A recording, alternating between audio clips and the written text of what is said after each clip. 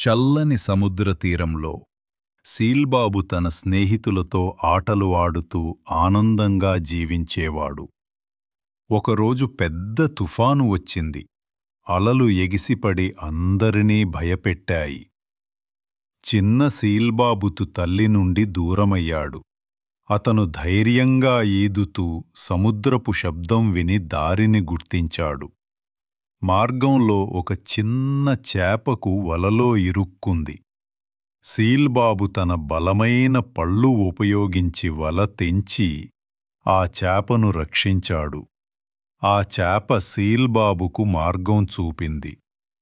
చివరికి అతను తన తల్లిని కనుగొన్నాడు.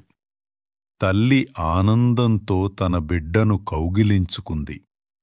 ఆ రోజు నుండి సీల్బాబు సముద్రంలోని అందరికీ ధైర్యం మరియు దయకు ఉదాహరణ అయ్యాడు.